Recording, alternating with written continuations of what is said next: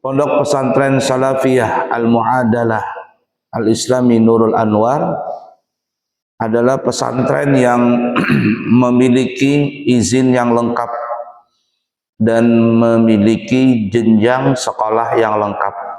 Dari tingkat SD, SMP, dan SMA semuanya berada di dalam satu pesantren.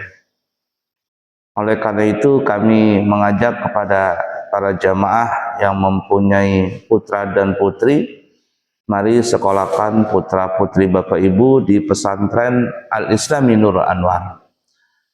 Kami terima dari semua jenjang tingkatan dan juga menerima pindahan dari sekolah lain. Dan insya Allah besok hari Ahad tanggal 17 Mei 2026 kami di pesantren akan mengadakan syukuran wisuda kelulusan anak-anak santri kami, baik tingkat ula, usta, dan ulia. Kami mengajak dan mengundang kepada seluruh jamaah Masjid Al-Mutmainnah, Bapak Ibu, ya, para istri, para suami, ajak semuanya, anak-anaknya, istri-istrinya, baik istri pertama, kedua, ketiga, keempat, bawa semuanya. Kita syukuran di pesantren dan kami mengharap untuk mendoakan anak-anak kami agar mereka bisa mengamalkan dan mengembangkan ilmu yang mereka dapat di pesantren walaupun hanya sedikit.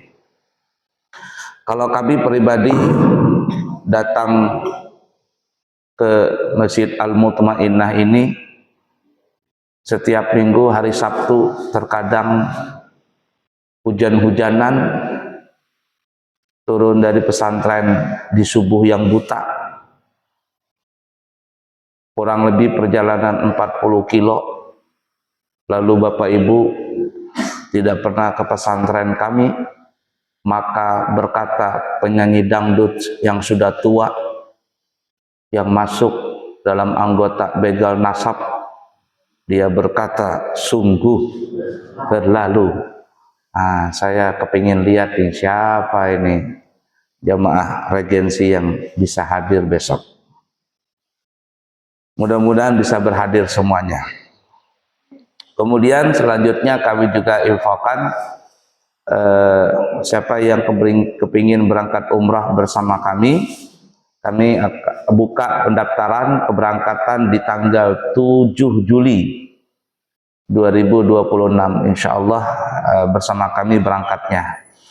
Kemudian karena faktor peperangan antara Amerika, ya, Israel dengan Iran, semua bahan bakar dunia naik, termasuk bahan bakar pesawat Aptur, betul ya, Aptur naik juga.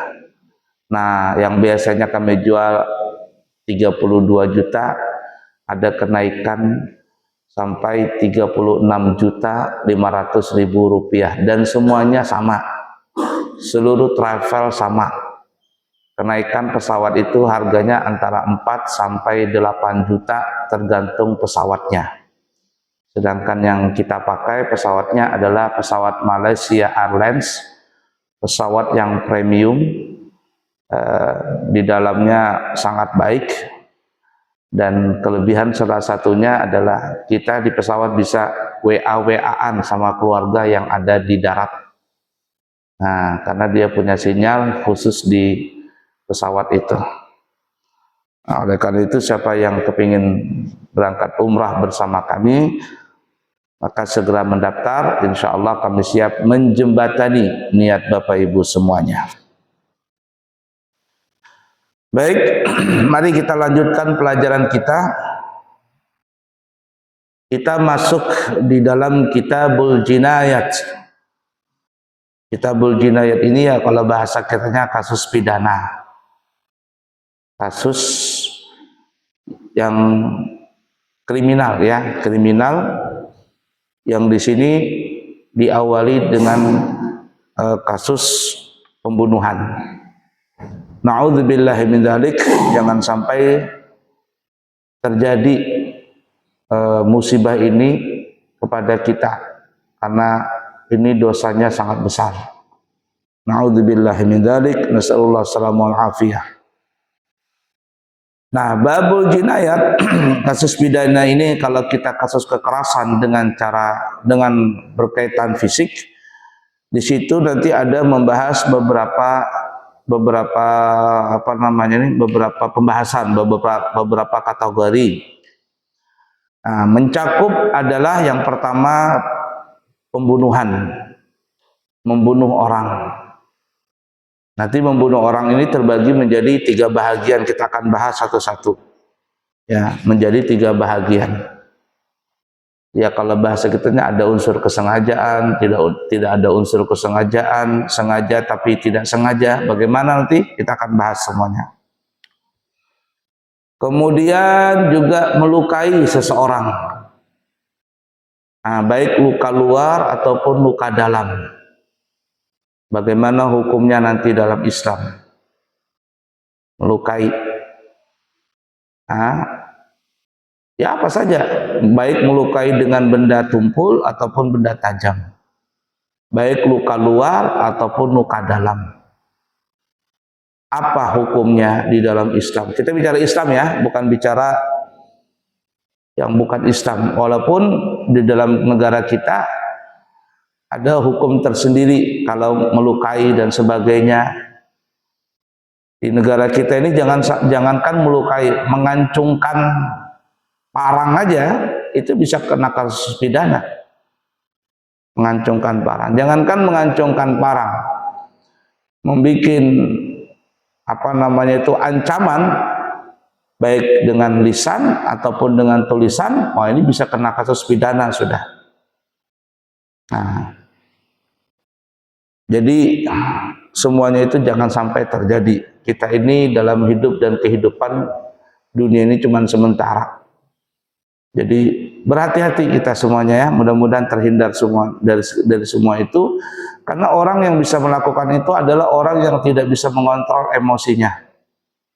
Dan emosi ini sangat luar biasa, kalau sudah tidak bisa terkontrol, itu bisa membahayakan, merugikan diri sendiri, keluarganya, dan orang lain.